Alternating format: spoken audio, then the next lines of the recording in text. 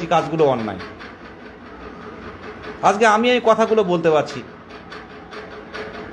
কিন্তু আমি যতটা সুন্দরভাবে বলতে পারছি, আমার দাদা পড়াশুনো জানে কিন্তু আমার মতো এতটা পড়াশুনো করেনি। সে কিন্তু এতটা বোঝে কিন্তু এতটা সুন্দর করে বলতে পারবে না। আমার যে পরবর্তী প্রজন্ম হবে সে কিন্তু বুঝবে, কারণ আমার কাছে কিন্তু সত্যি কথা বলতে কি, আমার কাছে আমি ধর্মের ভেদাভেদ আমি কোনোদিন আমার নিজের বাবাও ওই জায়গায় করেনি। আমার বাবাও ওরকম শিক্ষা জীবনে দেয়নি। কালী পুজোয় গেলে কালী পুজোও যাচ্ছি, ও লক্ষ্মী পুজোও যাই, ও সরস্বতী পুজো হয়, আমার উঠোনেও কালী পুজো হচ্ছে, কারণ আমাদের এই একটা উঠোন, ও উঠোনের ওপারে আমাদের কাকিমারা থাকে, তাদের উঠোন আর আমাদের উঠোনে এক বাড়িতে রান্না হয়। আমরা এইভাবে ছোটোবেলা থেকে মানুষ, তাই আমাদের কাছে ওগুলো আসে না। আমার কথাগুলো বলা একটাই কারণে, যে শিক্ষক সমাজে এগিয়ে আসতে হবে। এই ধর্মের ভিত্তিতে আলাদা হচ্ছে, রাজনৈতিক মেরুকরণ হচ্ছে, যার ফলে উন্নয়নটা থমকে আছে, আর চাকরি প্রার্থী ছাড়াই ভোট হয়ে যাচ্ছে। ভুল বলছি আমি? আমার কথা ভুল হলে আপনারা কমেন্ট করে জানাতে পারেন, কোনো অসুবিধা নেই। দেখুন, চাকরি প্রার্থীদের ছাড়াই ভোট হয়ে যাবে, তাই সবাই একটা একটা কুল ধরে নিচ্ছে। লাঞ্চ টাইম এসে সুপ্রিম কোর্টে লাঞ্চ টাইম হচ্ছে এখন। দেশের সংলাপটা বলতে পারো, দেশে কি পাঠ হচ্ছে, নাম কি উদয়ন পণ্ডিত, কি পাঠ হচ্ছে হিতপ্রদেশ, হীরকরাজ কি বলে শোনো, আজ থেকে আর পাঠশালা নাই বন্ধ। তো হীরক রাজার দেশে দাদা বেঙ্গলি পড়ান, তো এই সিস্টেমটা তৈরি হচ্ছে আপনারা দেখুন প্রত্যেকটা জায়গায়। আর আমরা সবাই কি জানেন তো, প্রত্যেকে নিজের ধর্মটা টানি অন্যায় করলেও, কিন্তু এই কাজটা আপনারা করবেন না। যেটা অন্যায় সেটা অন্যায়, যেটা অন্যায় অন্যায়। আমার নিজের ধর্মের কোনো মানুষ যদি অন্যায় করে, অন্যায় শেখানো হোক তাকে। আমরা একটা সমাজের সবচেয়ে বলতে পারেন একদম বড় মাধ্যম মানে শিক্ষক। আজকে একটা কথা বললে কিন্তু পাড়ার লোক দাঁড়িয়ে শোনে যে মাস্টারমশাই এসছে। আমি এই জন্য লাইভটা করা, যে মাস্টারমশাই এসছে, সবাই কিন্তু মানেন। তাই আমাদের জায়গাটা অন্তত দুটো মানুষকে যদি বোঝাতে পারি, সেটা কিন্তু আমাদের কাছে ভালো। সরকার যেটা ভালো কাজ করছে, যেটা মানে দীর্ঘদিন ধরে বঞ্চিতদের ফেলে রাখছে, এটা মহা অন্যায় হচ্ছে। আর এই বর্তমানে ধর্মীয় মেরুকরণের মাধ্যমে যে পলিটিক্স হচ্ছে, তোমরা আমার দলে এসো, আমি এই দলে, আমাদের এই ধর্ম, তোমরা আমার দলে এসো, আমাদের দলে এই ধর্ম, এটা হলে সামনের দিনে উন্নয়ন হবে না। সামনের দিনে উন্নয়ন হবে না। একটা সময় ছিল যখন এই শিক্ষকদের খাবার ঢুকতো না, খুব কন্ট্রোল করে জীবনযাপন করতে হতো, ছেঁড়া চটি, ছেঁড়া জামা, মলিন বস্ত্রে। দাদা বলছে একটা সময় ছিল যে টিচারদের কিন্তু কোনো বেতন ছিল না, খুব কন্ট্রোল করে 6 মাস মতো বেতন হতো, একদম হালকা 6 মাস পরে বেতন হতো। ছেঁড়া চটি, তারপর ওই ধুতি, ছেঁড়া ধুতি।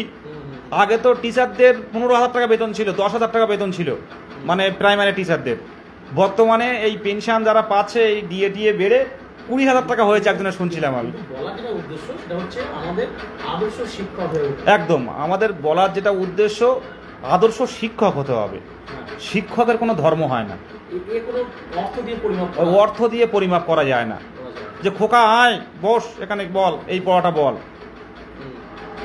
তাই বলবো প্রত্যেকটা জেলায় জেলায় আমরা সংঘবদ্ধ থাকুন, জেলা গ্রুপগুলো রাখুন। আমরা কিন্তু আবারও বলছি, এই সামনের বিধানসভা ভোটে কিন্তু চাকরি নিয়ে আমরা কিন্তু জেলায় জেলায় কিন্তু আমরা বিধানসভা ভোটে কিন্তু আমরা পোলিং এজেন্ট হয়ে, পোলিং অফিসার হয়ে কিন্তু আমরা যাব। সরকারের সুযোগ দিয়েছি, আলোচনা হবে, আর আমাদের বিষয়টা ভাবতে হবে। পুরো লাইভটা আপনারা যদি কেউ একটু করে শুনে কমেন্ট করবেন না, পুরো লাইভটা দেখুন। বিধানসভা ভোটে আমরা যাব, আমাদের নিয়োগ দিতে হবে। আর এবারে সত্যি কথা বলতে কি 2,000 20,000 না, এবারে যা টেট পাস আছে, আমি চেষ্টা করছি, আমরা চেষ্টা করছি, অন্তত পক্ষে যদি ফর্ম ফিল আপ করে রাখা যায়, চেষ্টা করা হচ্ছে, অন্তত পক্ষে যদি ফর্ম ফিল আপ করে রাখা যায়।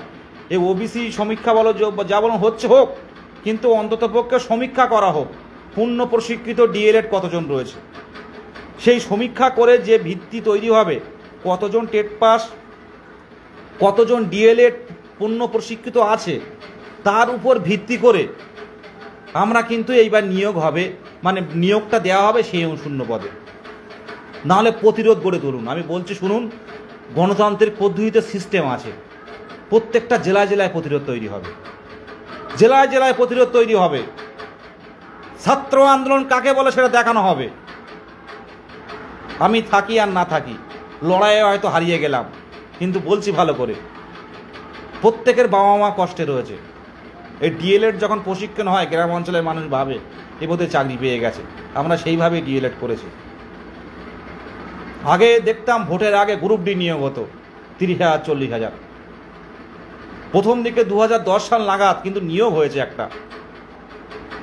কিন্তু আমরা যারা ভেবেছিলাম যে ধারাবাহিক নিয়োগটা হবে, তারাই কিন্তু বসে আছি। যারা ভেবেছিলাম এই নিয়োগটা বোধহয় ধারাবাহিক হবে, একটু ক্যাজুয়াল ছিলাম প্রথম দিকে, তারা কিন্তু আমরা ফেঁসে গেছি। সেই সময় কিন্তু হুড়িয়ে চাকরি হয়েছে, আর হুড়িয়ে অযোগ্যরাও ঢুকেছে। সেই অযোগ্যদের ঢোকার সমস্যা এখন আইনি জটিলতা। যারা কথা বলছে, এই যে বলুন তো, এই যে প্রাথমিক তদন্ত, প্রাথমিক দুর্নীতি, এটা শেষ কবে?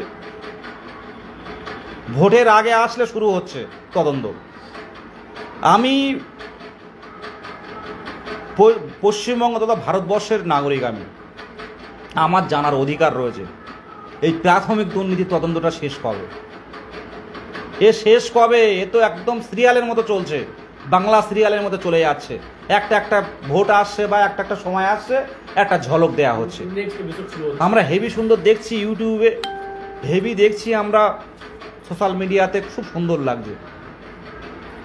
কিন্তু যারা সত্যিকারের দুর্নীতি করেছে তাদেরকে কবে শাস্তি হবে? এই তদন্ত ইডি বলুন, সিবিআই বলুন, কবে শেষ করবে? কবে শেষ হবে দুর্নীতি? এই দুর্নীতি যেটা হয়েছে আমরা কাগজে পড়ছি, টিভিতে দেখছি, কিন্তু এর শেষ কবে?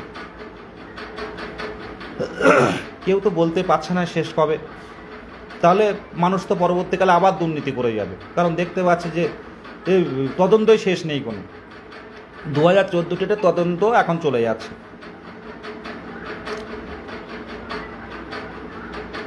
2009-এর চাকরি, সে 2009 সাল কবে, এখন 9-এর চাকরি এখনো হচ্ছে। পুরো টায়ার্ড হয়ে যাচ্ছে একদম। শাহিন আব্বাস ভাই বলছে বর্তমানে আমাদের সবাইকে মানবিকতার ধর্মে ফিরে আসতে হবে, তবেই সার্বিক একদম উন্নয়ন নিয়ে প্রশ্ন তোলা হোক। আজকে কেউ উন্নয়ন নিয়ে বলছে? উন্নয়ন নিয়ে প্রশ্ন তোলা হোক, হোক মসজিদ, হোক মন্দির, কিন্তু তার পাশাপাশি আগে অন্য স্কুলগুলো ঠিক হোক, স্কুলগুলো ঠিক হোক আগে। স্কুল ঠিক হলে সেখানে বাচ্চারা পড়বে, গরিব মানুষের মানে বাচ্চারা গিয়ে পড়বে সেখানে, সেখান থেকে তৈরি হবে আগামী দিনের দেশনায়ক, আগামী দিনের রাষ্ট্রনায়ক। সেই স্কুলগুলোই তো এখন বদ্ধমূত। পশ্চিমবঙ্গের যে প্রাথমিক স্কুলগুলো, কিছু কিছু স্কুল বাদে ম্যাক্সিমাম স্কুল, কলকাতার সরকারি স্কুলের তো অবস্থা তো খুব খারাপ। কলকাতা ওরিয়েন্টেড সরকারি স্কুলের অবস্থা খুব শোচনীয় অবস্থা। শুনুন, একটা পাড়ার মধ্যে একটা স্কুলে যদি 10 জন টিচার থাকে একটা স্কুলে, আমি বলতে পারি 100% সেই আশেপাশের বাচ্চারা কিন্তু ওই স্কুলে ভর্তি হবে। কিন্তু একটা স্কুলে যদি 2 জন বয়স্ক টিচার থাকে, সেখানে কিন্তু টিচার কিন্তু মানে বাচ্চারা কিন্তু দেবে না কোনো। আজকে গরিব মানুষ হলেও কিন্তু প্রত্যেকটা বাবা মা চায় তার শিশুকে ভালো জায়গায় পড়াতে। তো 10 জন টিচার থাকলে টিচাররাই কিন্তু বাড়িতে বাড়িতে গিয়ে স্টুডেন্ট নিয়ে আসবে। টায়ার্ড না, শোন ভাই, টায়ার্ড হচ্ছি না আমি। মোটামুটি এই বর্তমান পরিস্থিতি দেখে আমার খুব খুব কষ্ট লাগছে। গতকালকের বিষয়গুলো দেখলাম, মুখ্যমন্ত্রীর কথা শুনলাম, ওবিসি সমস্যাটা এটা যদি আগে থেকে সমীক্ষা করা হতো, 2010 সালের পর থেকে কেসটা হয়েছে, তখন থেকে যদি এটা করা হতো, তাহলে বলুন তো এই সমস্যাটা তৈরি হতো? এই চুপচাপ বসে থাকা একটা দিকে চেয়ে। অনেকে বলে অন্য পেশায় যাচ্ছ না কেন? এখন সত্যি কথা বলতে কি, অন্য সরকারি বেসরকারি যেতে আমাদের কাজ নেবে না।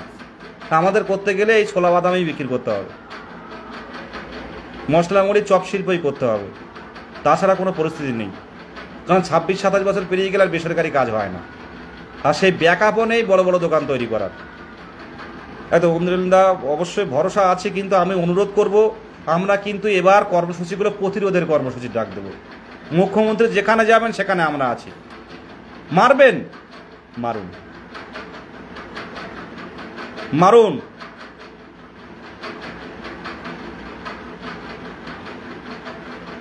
মারুন আমাদের।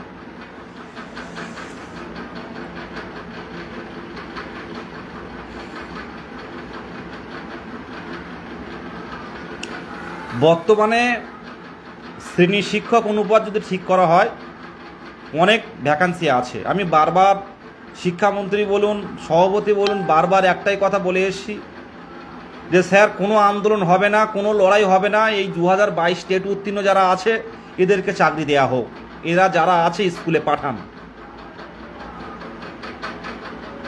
এদের যারা আছে স্কুলে পাঠান। আমাদের খুব সমস্যা, কিচ্ছু দরকার নেই, অন্তত স্কুলে পাঠান। 2 মাস পরে বেতন দিন, কোনো চাপ নেই, কিন্তু স্কুলে পাঠান। কারণ অনেক বয়স পেরিয়ে যাওয়া ক্যান্ডিডেট অনেকের তো পেরিয়ে গেছে। আর দেখবেন এই আমাদের নোটিফিকেশান আসার পর দেখবেন কত ভরি ভরি আবার কেস হবে। তবে পোস্টভুল মামলা নিয়ে কোনো নিয়োগ আটকাবে না, এটা পরিষ্কারভাবে এটা জানাচ্ছি। ওবিসির নেক্সট হিয়ারিং জুলাই মাস।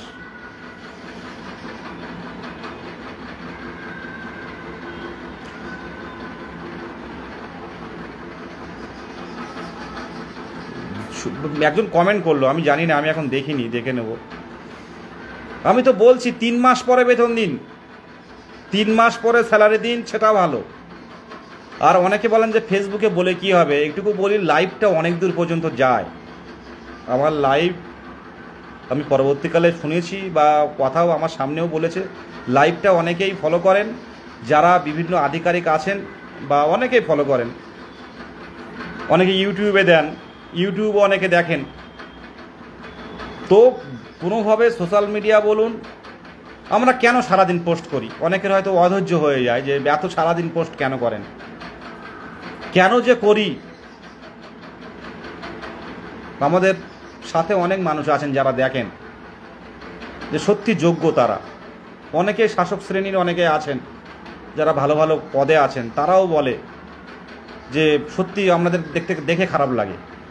অনেকে কোনো এই শিক্ষকতার এর মধ্যে নেই, অনেকে শিক্ষকের মধ্যে নেই, কিন্তু এই আমাদের এই পোস্ট বা আমরা যা শেয়ার করি এগুলো দেখে দেখে তারা অনেকে গ্রুপে যুক্ত হয়ে গেছে, 22 স্টেটের গ্রুপে।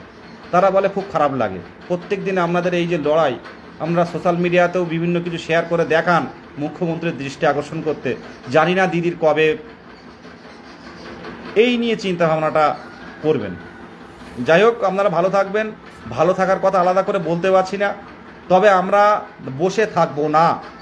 ওবিসি জুলাই যাক, অক্টোবর যাক, জুলাই, আগস্ট, সেপ্টেম্বর, যখনই যাক না কেন, আমরা চাইছি এখন অন্তত কিছু প্রসেস শুরু করা হোক। অন্তত সুপ্রিম কোর্টের রায় বা পরবর্তীকালে যে সরকার সিদ্ধান্ত নেবে সেই মোতাবেকেও যদি কোনোভাবে নোটিফিকেশান শুরু করা যায়, ওবিসিদের যারা অলরেডি ডিপ্রাইভ হয়ে আছে সেই ওবিসিদের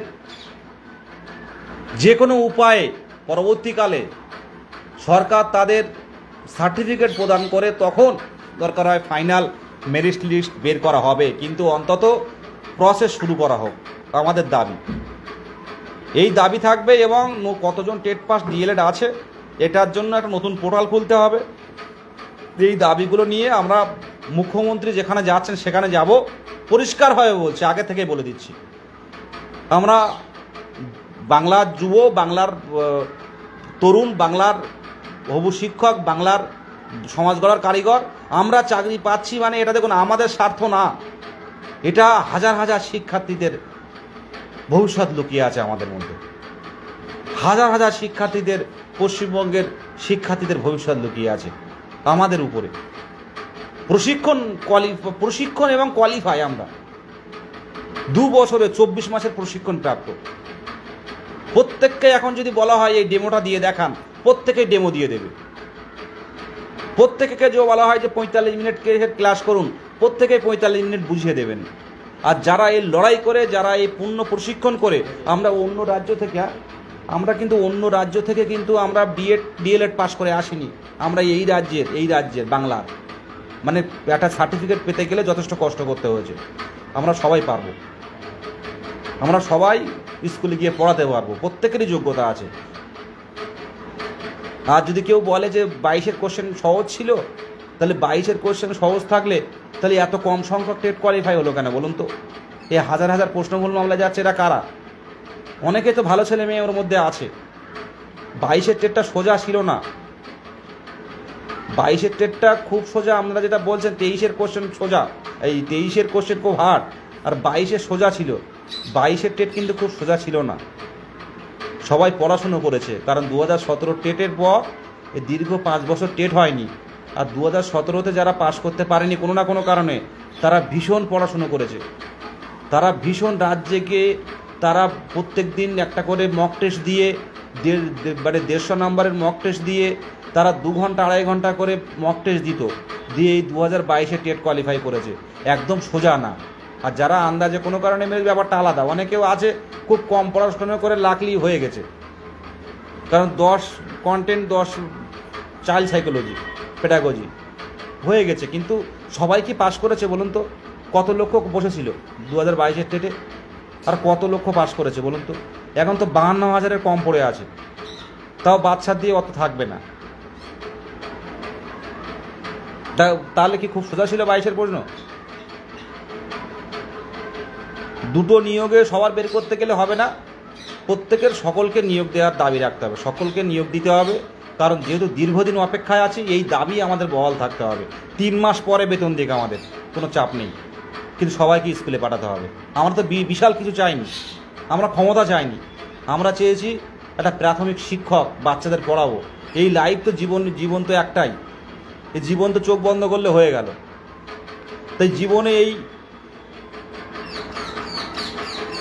জীবনের এই আমাদের এই যে যোগ্য চাওয়া, যোগ্য অধিকার, এটা থেকে তো বঞ্চিত করলে হবে না।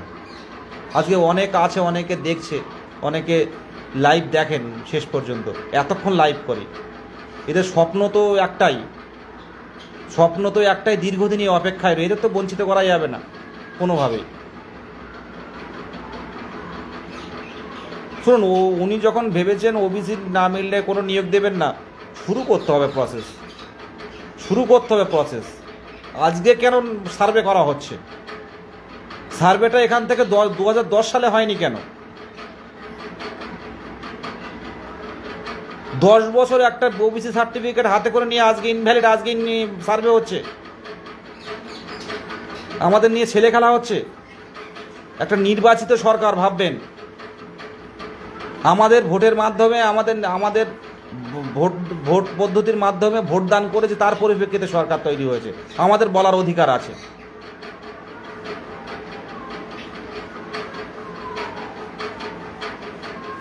বাইশটের, হ্যাঁ ম্যাডাম, রবি গোস্বামী ম্যাডাম ঠিক বলেছেন, অনেক কষ্ট করে 2022 অনেকে ভাবছে সোজা কোশ্চেন ছিল, কিন্তু না, সোজা কোশ্চেন থাকলে সবাই পাস করতো, সোজা কোশ্চেন ছিল না।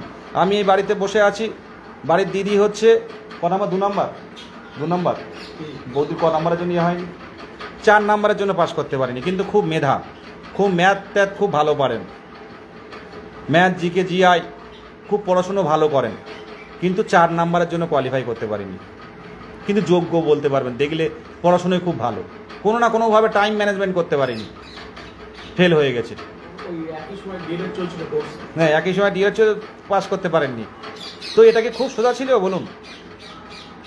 অনেকে সোজা নয়, যারা পড়েছে তারা, যারা পড়েছে না ওটা বলা ভুল হবে, যারা টাইমটা ঠিকঠাক করে উত্তর দিতে পেরেছেন তারা কিন্তু কোয়ালিফাই করে গেছে।